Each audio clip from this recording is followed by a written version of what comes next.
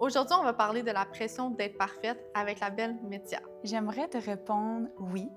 En fait, je trouve que c'est important d'être authentique sur les réseaux sociaux. Je pense que c'est peut-être quelque chose qui est plus rare, justement. Donc, si on démontre l'authenticité, on va venir attirer des gens qui veulent ça aussi, qui veulent partager la même authenticité. Est-ce que Ouais. tu penses que de choisir ce que tu mets, ça fait que tu es moins authentique? Admettons, Ben, les personnalités publiques qui vont poster toute leur mhm. vie, mais choisir de garder des choses pour eux, est-ce que Ouais. ça fait d'eux des personnes pas authentiques?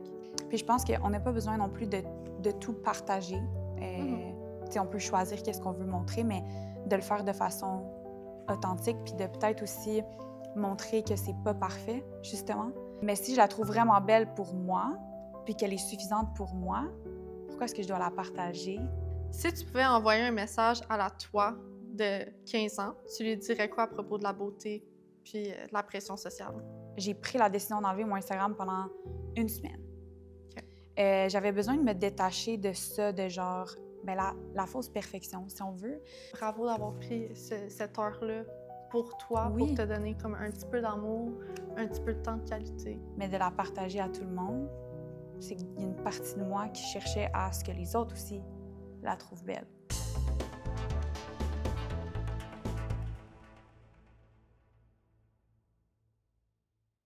Bienvenue sur 18h59.tv. Métia, comment ça va Ça va aujourd'hui? bien, toi? Ça va. Peux-tu nous parler un petit peu de ton parcours dans le monde de l'esthétique? Oui, absolument.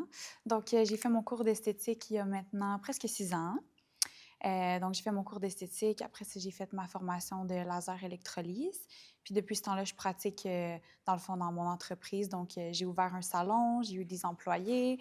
Après ça, je suis retournée à plus petit. Donc, j'ai vraiment jonglé entre les deux. Puis là, présentement, j'ai mon salon à la maison. Donc, je continue à pratiquer, mais seule.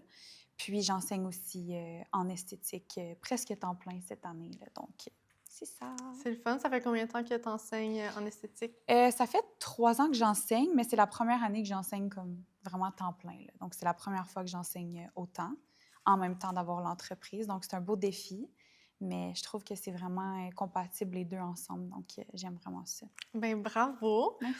Aujourd'hui, on va parler d'un petit peu de tout, Ouais. surtout comme que j'ai pu dire, la pression d'être parfaite. Donc, j'ai quelques questions. Donc, je te pose la première. Vas-y.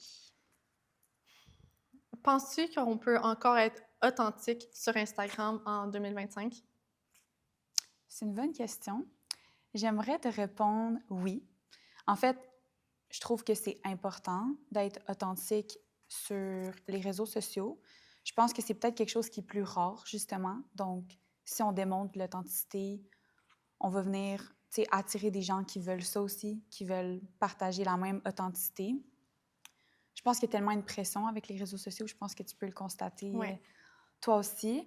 Puis je pense que c'est facile de se comparer peut-être à des gens qu'on va voir, que ce soit dans notre domaine d'esthétique, de voir d'autres comptes, de voir comment d'autres professionnels font ou de voir d'autres filles.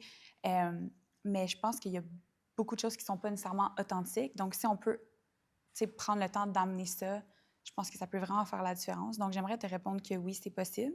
Je pense qu'il faut passer un pas important de tout ce qui est genre l'ego, de l'intention, pourquoi on fait les choses aussi. Est-ce qu'on le fait pour la validation? Est-ce qu'on le fait pour inspirer les gens? Je pense qu'il y a vraiment comme beaucoup de sujets à travers cette même question-là. Mais je pense que oui, c'est possible d'être authentique, puis que si on est capable de le faire, ben c'est à notre avantage, puis on va attirer aussi ça des autres autour de nous. Puis je pense qu'on n'a pas besoin non plus de tout partager. On peut choisir qu'est-ce qu'on veut montrer, mais de le faire de façon authentique, puis de peut-être aussi montrer que c'est pas parfait, justement. Que ce soit dans les choses qu'on a moins réussies. Souvent, on va regarder Instagram, le classique de voir quelque chose puis de penser que la personne a réussi tout le temps ou est tout le temps en voyage ou est tout le temps belle. Mais on ne montre pas toujours l'envers du décor que pourtant il est présent même dans nos entreprises. Tu peux le voir, là, même si tu réussis un soin super bien, ça ne veut pas dire que ça a bien été comme toutes les fois. Fait que je pense de partager du vrai puis de ce qui n'est pas parfait aussi, ça peut montrer d'être authentique plus. Est-ce que toi, tu te considères une personne authentique sur tes réseaux sociaux? Oui, je pense que je suis pas encore où est-ce que je voudrais être peut-être par rapport à ça. Je OK. t'avoue que par rapport aux réseaux sociaux, je suis comme en re-questionnement complet. J'ai pris vraiment une pause de tout ça. Donc, j'étais quelqu'un qui partageait vraiment beaucoup avant, puis qui partageait pas nécessairement des choses pertinentes de l'image que moi, je veux projeter. OK. Fait que j'ai pris un recul par rapport à ça pour aussi réévaluer qu'est-ce que je voudrais justement projeter, qu'est-ce que je voudrais montrer sur les réseaux, tu sais, qu'est-ce que je veux passer comme message, parce que, comme tu sais, dans nos entreprises, c'est vraiment une belle place pour aller chercher de la clientèle ou inspirer ou transmettre de l'information ou, tu sais, Mhm. même, ça peut être une plateforme d'enseignement. Mhm. Euh, donc, c'est de réévaluer, genre, comment est-ce que je peux faire ça pour que ce soit le plus authentique possible, puis que ce soit pas pour de la validation non plus. Fait que je pense qu'on a toutes peut-être un peu passé par là. Tu sais, si tu mets une photo, normalement, c'est parce que tu te trouves belle, puis tu Oui. veux que les gens l'aiment aussi. Hein? Donc, il Oui. faut quand même être honnête par rapport à ça. Mais je pense qu'il y a plus qu'on peut faire aussi à ce niveau-là. Fait que c'est vraiment... Moi, personnellement, je veux être encore plus authentique, puis j'aimerais ça pouvoir partager de tout ce que je fais, puis prendre mes réseaux sociaux pour justement utiliser ça comme plateforme de partage d'informations, d'inspiration, puis pas juste pour mettre des photos de moi que je trouve belle en voyage. Tu sais, je veux vraiment Mhm. changer tout cet aspect-là. Donc, oui, j'essaie de l'être. Est-ce que je suis parfaite? Non. Mais j'aimerais ça être un peu plus, davantage authentique, ouais. OK.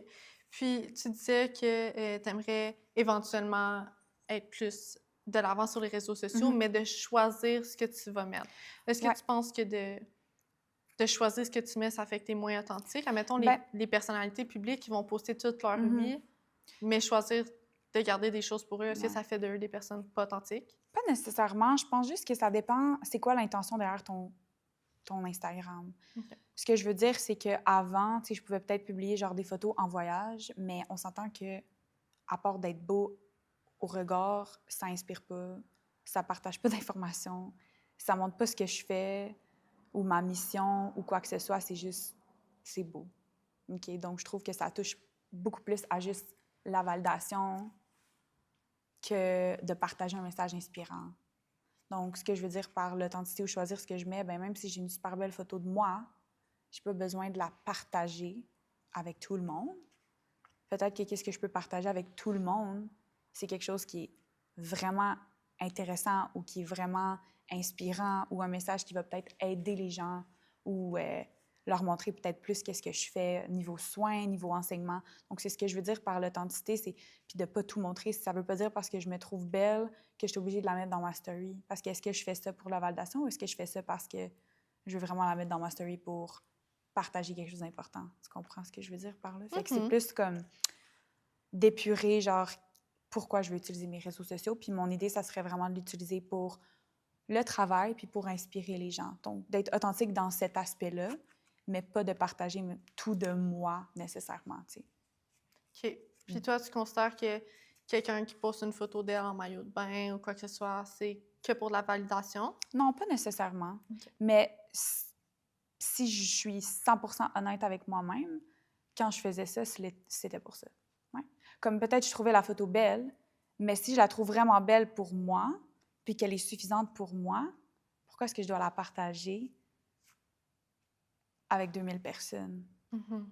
Si la satisfaction intérieure de je me trouve belle moi, en maillot, OK, c'est bien. Mais de la partager à tout le monde, c'est qu'il y a une partie de moi qui cherchait à ce que les autres aussi la trouvent belle. Je dis pas que c'est comme ça pour tout le monde, mais si je suis 100% honnête et vulnérable avec moi-même, c'est pour ça que je sens plus le besoin de faire ça non plus. Tu sais.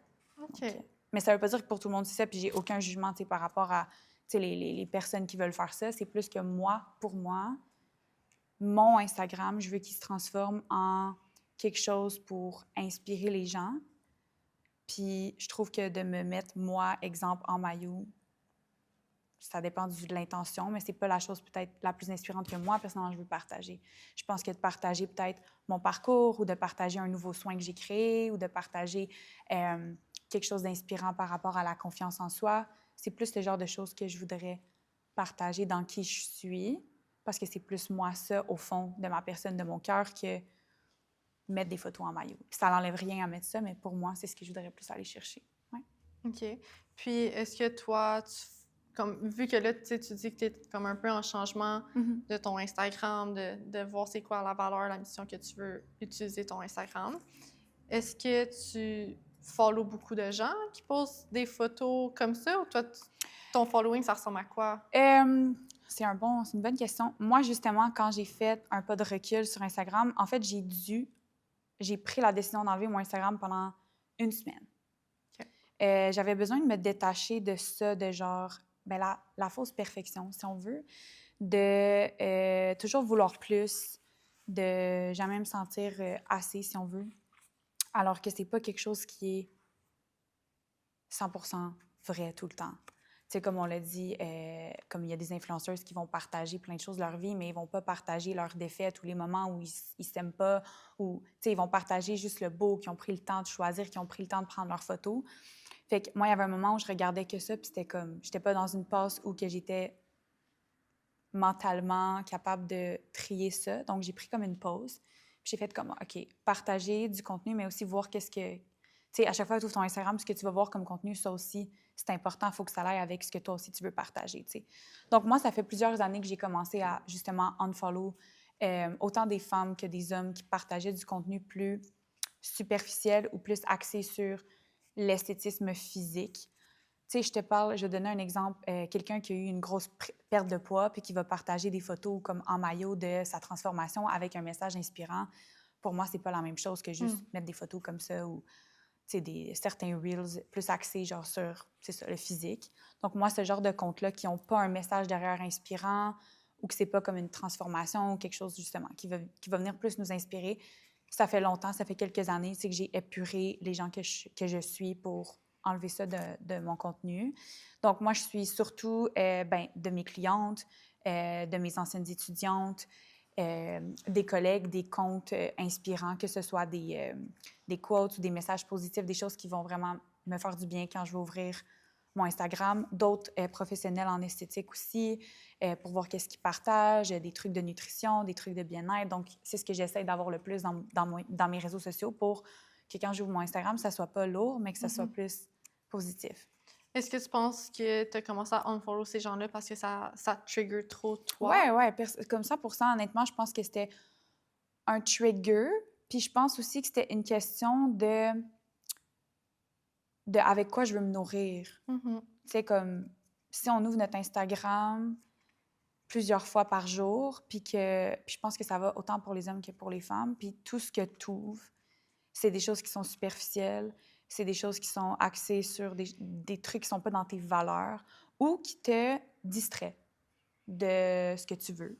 Donc, que ce soit ton travail ou tes buts, ou que tu essaies d'être dans un mindset qui est vraiment positif, mais qu'à chaque fois que tu ouvres ton Instagram, ça t'amène complètement ailleurs, ça te distrait ou ça t'amène dans une émotion qui n'est pas supposée d'être là.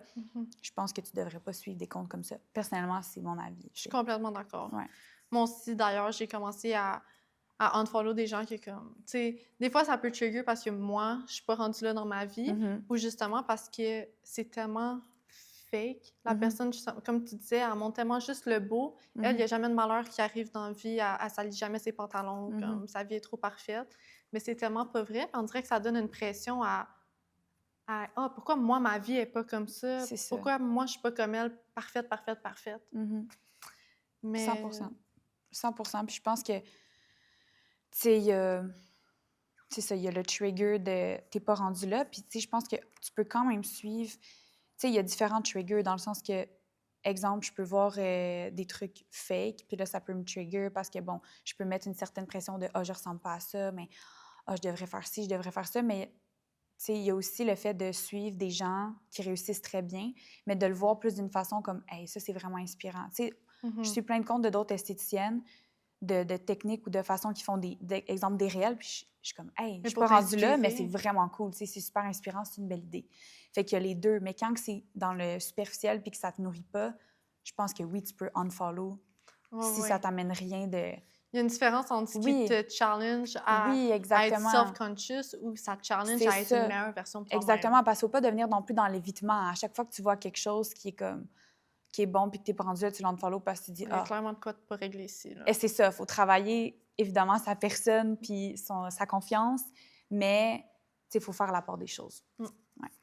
C'est bon. C'était un bon sujet. Oui, ça amène plein d'autres J'ai éléments. une autre question pour toi. Vas-y.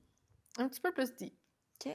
Si tu pouvais envoyer un message à la toi de 15 ans, tu lui dirais quoi à propos de la beauté puis de la pression sociale? Ouf. Je dirais beaucoup de choses, je pense. Je lui dirais de prendre son temps en premier, puis d'être fière. Moi, j'ai toujours été quelqu'un, puis je travaille encore sur ça. Tu me donnes ça, je veux aller là. Puis là, quand je suis là, je veux aller là. Puis c'est pas un manque de reconnaissance, je dirais plutôt que c'est une très grande ambition ou une très grande visualisation, tu sais. Mhm. Puis si je peux dire à la fille de 15 ans, c'est de prendre son temps puis d'apprécier où est-ce qu'elle est, puis d'apprécier sa beauté, mais de concentrer la beauté de sa personne. Parce que plus tu vieillis, en tout cas pour moi, je me rends compte que on est tellement chanceux de tellement de choses, puis on est dans un domaine en plus qui peut être perçu tellement superficiel, Mhm. mais pour moi, ce l'est vraiment pas. C'est sûr qu'on prend soin, de la beauté, mais je pense que c'est tellement plus important de donner l'importance à la beauté de notre personnalité. Puis c'est ce que je voudrais dire aux jeunes filles, qui sont peut-être déjà en train de se mettre tellement de pression, surtout avec les réseaux sociaux, de travailler son cœur. Puis le reste vient avec. Parce que, tu sais, aujourd'hui, il y a des matins que je suis reconnaissante juste de pouvoir voir comment ça marche, juste de pouvoir te voir. Tu sais, à 15 ans, tu vas peut-être pleurer parce que tu n'aimes pas tes cheveux ou parce que tu n'as pas encore de forme puis tu t'aimes donc pas, mais il y a des gens qui ne voient pas. Tu sais, il y a des gens qui ont même pas tous leurs membres, là. Puis nous, on est là puis on pleure parce qu'on n'aime pas nos cheveux. Tu sais, il y a quasiment une partie de moi qui trouve ça honteux, honnêtement. OK. Donc, j'aurais envie de dire à cette personne-là de 15 ans de prendre son temps, de se donner le temps, d'être reconnaissante, puis de s'aimer vraiment pour qui elle est et pas juste pour qu'est-ce qu'elle a l'air. Ça serait quelque chose que je voudrais passer puis que j'essaie de passer comme message aussi à mes élèves, tu sais. Mhm. Même si on est dans un monde de beauté, les gens, souvent, ils viennent nous voir parce que ça part de plus loin. Tu sais, je sais pas si tu l'as déjà expérimenté, toi, avec tes clientes, mais la cliente vient, disons, faire, je sais pas moi, un lash lift. Mhm. OK? C'est pour avoir des beaux cils, pour avoir un regard ouvert, puis tout ça. Mais cette cliente-là, c'est peut-être le seul moment dans sa semaine aussi qu'elle prend soin d'elle. C'est peut-être le seul moment qu'elle respire 2 secondes. On ne sait pas tout ce qu'elle vit. Mhm. Donc, avant tout, c'est aussi un moment de bien-être intérieur, qu'elle prend le temps de s'arrêter pour elle. Donc, je pense que c'est ça aussi qu'on doit amener dans notre domaine. C'est plus grand que juste l'esthétique qu'on voit visuellement. T'sais. Fait que si je pouvais retourner en arrière, c'est ce que je voudrais passer comme message. T'sais. Mais je suis complètement d'accord avec toi avec ce que tu dis que notre profession, c'est pas juste de rendre les gens comme superficiellement beaux, c'est de leur donner un moment de qualité, un moment de douceur pour eux. C'est de comme, hey, bravo d'avoir pris cette heure-là pour toi, pour te donner comme un petit peu d'amour, un petit peu de temps de qualité. C'est ça. Puis de bâtir aussi cette confiance-là. Parce que, tu sais, on peut donner cet exemple-là comme, tu sais, on peut le voir aujourd'hui, exemple les chirurgies, là, c'est un autre sujet complètement. Mhm. Mais si tu t'aimes pas, tu peux faire toutes les chirurgies, tu peux tout changer. Aujourd'hui, on peut tout changer. Aujourd'hui, n'importe qui peut être physiquement beau, s'il y a de l'argent. Ah ouais, honnêtement. C'est Comme toute une question de cash. tu peux juste faire plein de chirurgies. Mais est-ce que tu es vraiment plus beau à l'intérieur de toi? Puis est-ce que tu te sens vraiment mieux, dans le fond? T'sais? Fait que je pense que nos clientes aussi, le fait de venir faire des soins, c'est même pas juste qu'ils ont une belle peau après ou des beaux ongles, ou c'est vraiment qu'ils ont pris ce temps-là pour eux. Puis ça, de t'arrêter puis de prendre le temps de prendre soin de toi, c'est aussi te donner de la confiance, tu sais. Fait que je pense que c'est quelque chose qu'il faut se rappeler, puis que c'est bon d'en parler parce qu'il y a beaucoup de gens qui peuvent voir l'esthétique comme tellement superficielle, tu sais. Ah ben oui. Moi, je suis une des premières à le dire sur mes réseaux sociaux que c'est pas juste une question d'être plus belle. Moi, j'ai tellement de clientes qui viennent, qui bookent leur rendez-vous juste pour pouvoir avoir quelqu'un avec qui jase, juste pour pouvoir échanger. Ils s'en foutent du résultat de leur lash lift. Ils voulaient juste un petit moment de douceur. C'est ça, pour relaxer. Ouais. C'est ça la beauté de notre métier, des fois. Ouais, On rencontre tellement des belles personnes. vraiment, on est choyés. Ça, c'est une autre bonne question. Ça revient aussi à les réseaux sociaux. Est-ce que tu as déjà douté de toi à cause d'une comparaison avec une autre fille sur les réseaux? Oui, souvent. Oui. Pas dans mon domaine nécessairement, comme en termes de soins, là, de qualité. Tu sais, c'est sûr que moi, je te dirais, par rapport à mon travail, je vais plus avoir le réflexe d'être inspirée quand que ça touche au travail. Quand que As ça you touche should. au contenu, je vais être comme, hey, c'est vraiment cool, qu'est-ce qu'elle fait? Ou, tu sais, même certaines élèves que j'ai eues qui se surpassent, c'est genre, OK, wow, c'est vraiment bien qu'est-ce qu'elle fait, ou c'est super beau la façon qu'elle prend ses photos.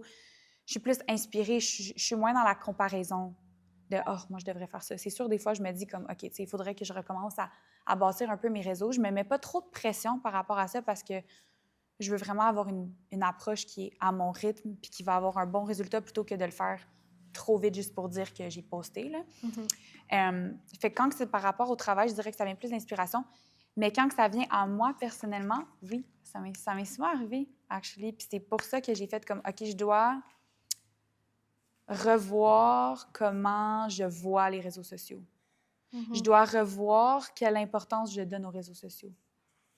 Est-ce que c'est dans la toxicité ou est-ce que c'est quelque chose qui peut m'inspirer? Puis c'est exactement pour ça que je suis en train de revoir comment je vais publier mon contenu pour pas être cette fille-là qui va trigger aussi. Je veux être cette personne-là qui va inspirer. Mais oui, ça m'est arrivé de douter. Puis c'est quoi qui faisait en sorte que tu te comparais? Qu'est-ce que tu te comparais avec les autres filles? Honnêtement, je te dirais que c'est dans des moments vulnérables où, tu sais, en tant que femme, nos hormones et tout Oh là fluctuent là. régulièrement. Puis il y a des moments où, tu sais, tu le sais, là, comme qu'on on s'aime juste pas. Ah oui, on Hein? est laide, là. Comme on s'aime juste pas, puis rien fonctionne. Puis dans des moments comme ça, on dirait que c'est là, en plus, que tu te fais du self-sabotage, ou là, on dirait automatiquement, en plus, que ton téléphone t'écoute tellement bien te parler. Donc, tout ce qui te montre, c'est des filles absolument parfaites sur les réseaux. Moi, c'était vraiment plus physiquement. C'était vraiment juste, tu sais, je regardais comme des réels ou des filles, puis j'étais comme, oh, tu sais, elle a donc bien, je sais pas moi, des beaux yeux, ou ci ou ça aussi. Puis c'est pas du tout que je m'aime pas, mais c'est que au lieu d'être dans la reconnaissance de à quoi je ressemble, c'était toujours dans je veux encore plus. Un Oui, peu mais comme je te disais quand c'est j'étais jeune, j'étais confrontant. là, je voulais être là. Bien, physiquement, il y avait un certain lien de je suis là, je voudrais être là, puis là, puis là. Mais c'est toxique, puis c'est pas. Ça sert à rien, dans le fond. Tu Non, mais comprends? c'est Puis la vraiment pas plupart de sain, ça, hein? c'est pas sain, puis c'est pas vrai, puis c'est. Tu sais, c'est rien de bon. Donc, j'ai comme changé un peu cette approche-là. Puis c'est justement pour ça que j'ai unfollow beaucoup de comptes qui pouvaient me faire sentir comme ça aussi. Parce qu'après, tu prends le temps de réaliser que, tu sais, souvent, toutes les filles qu'on se compare, eux autres aussi se comparent. Ben oui, Eux autres aussi en ont des complexes, puis exactement. Puis souvent, on se voit pas comment les autres nous voient. Puis pourtant, c'est ça. Tu sais, c'est pas comme si j'ai jamais de compliments ou quoi que ce soit, mais c'est juste pour te dire comment ça part tellement de ici que même quelqu'un aux yeux des autres qui peut être la personne la plus belle, tu sais, des fois, tu te sens quand même de certaines façons. Puis comme oui, je te oui. dis, surtout dans des moments où tu es plus vulnérable, tu sais.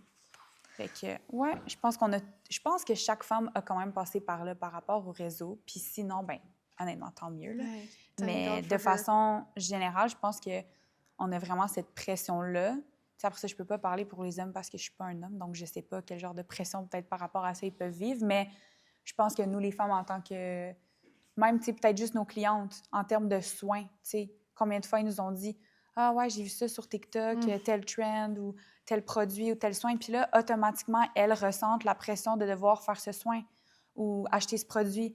Mais au lieu de se demander « Est-ce que moi, dans le fond, je veux ça? Est-ce que moi, j'ai besoin de ce produit-là? Est-ce que moi, ça m'intéresse même? » Tu sais, donc, je pense qu'on vit tout un peu cette pression-là de façon Oui, différente. oui. Là, tu sais. Mais ça, c'est même pas juste en esthétique, là. C'est dans tout. Ah, C'est c'est dans tout. avoir le nouveau micro-ondes, avoir le Oui, nouveau oui. char, le nouveau sel, la nouvelle coupe de cheveux, la nouvelle couleur de cheveux. Ben oui. C'est comme il y a tellement de pression quand tu regardes les réseaux sociaux, c'est comme... Hey, comme moi, j'ai appris aussi de commencer à être grateful pour les choses que j'ai. Oui, Comme dans mon appart. Hey, mon appart n'est pas décoré de A à Z, mais j'ai un appart. exactement. Moi, j'ai un toit sous la tête. Mhm. J'ai la chance de pas être dans la rue, là, tu sais. Oui, puis juste ça, hey, c'est fou que tu dis ça parce que j'ai pas eu de plancher chez moi pendant 7 mois, OK? Parce que j'ai eu une inondation. Oh là là. J'avais pas de plancher, mais j'avais une maison. Puis quand j'ai eu mes planchers, je me suis assise par terre puis j'ai dit, c'est fou comment on prend les choses pour acquis. Mon plancher, j'étais tellement reconnaissante de mon plancher.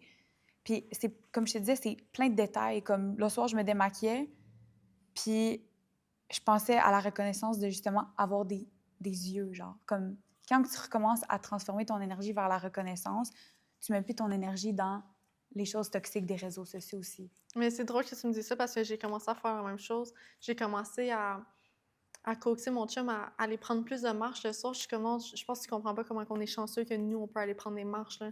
Comme on est chanceux d'avoir la santé de prendre des marches, de pouvoir La aller marcher. sécurité. Ben, exactement. T'as pas peur qu'il y ait quelque chose qui arrive.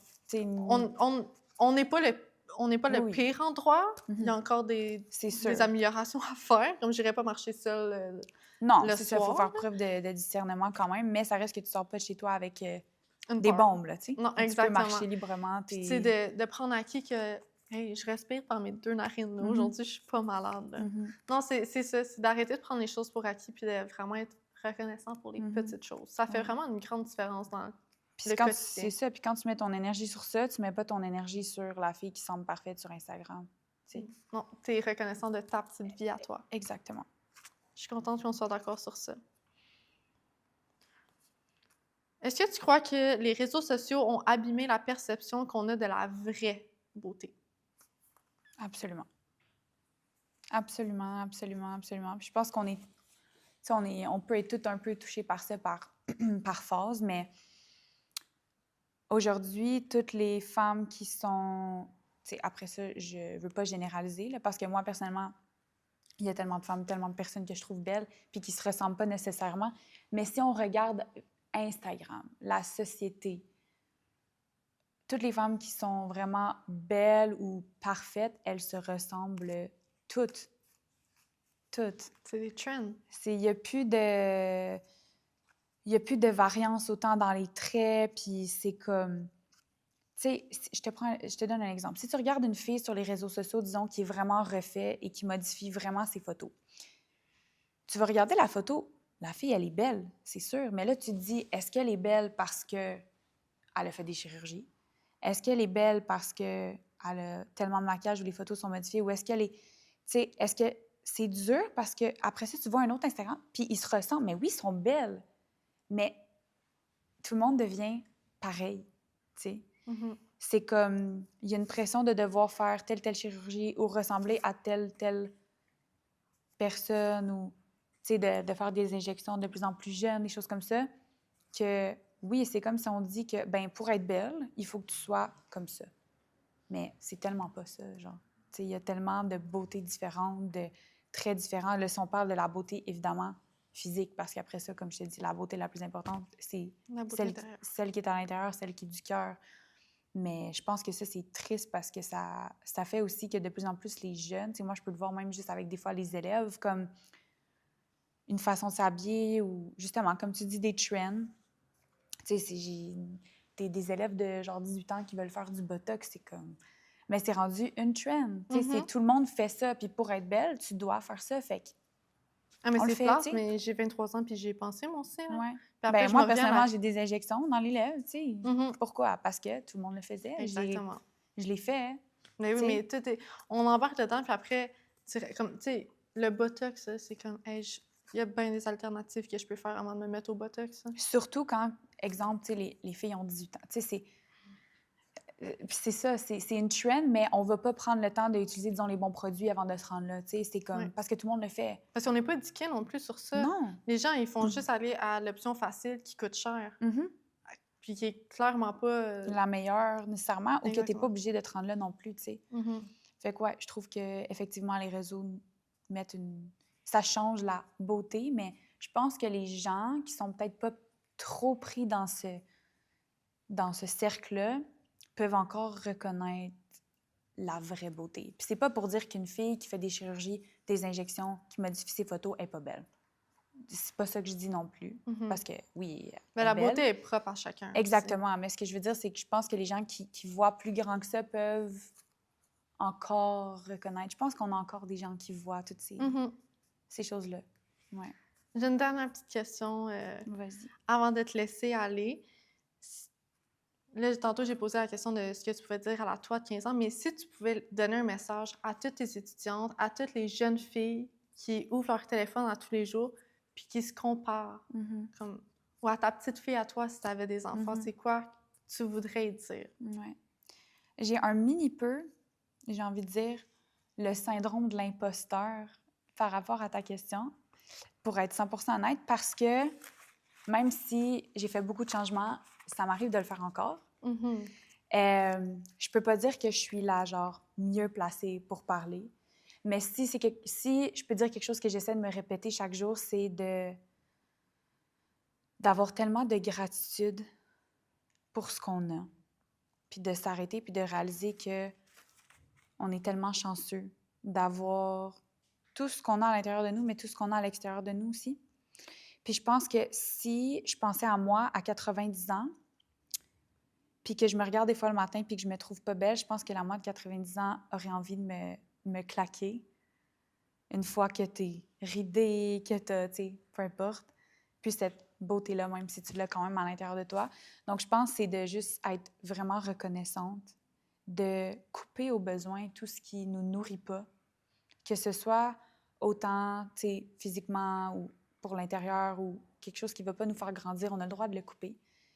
Ça fait partie de ça aussi, mettre ses limites. Puis c'est pas non plus d'être dans l'évitement, dans le sens que c'est important de travailler, je pense, sur sa confiance. Puis travailler sur sa confiance part vraiment de l'intérieur.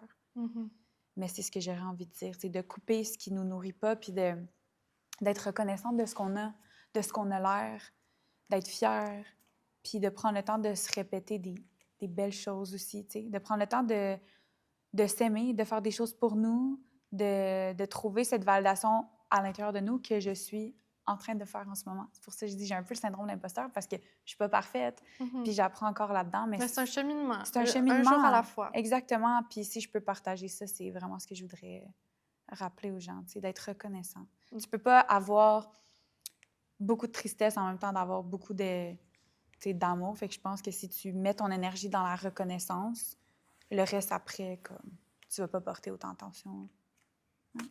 Ben pour vrai, merci pour tous ces beaux mots. Merci à toi, c'était vraiment le fun merci de d'avoir parler pris avec le toi. temps de venir ici et partager toute cette sagesse. Merci à toi. Donc, qu'est-ce qu'on peut te souhaiter pour le petit futur?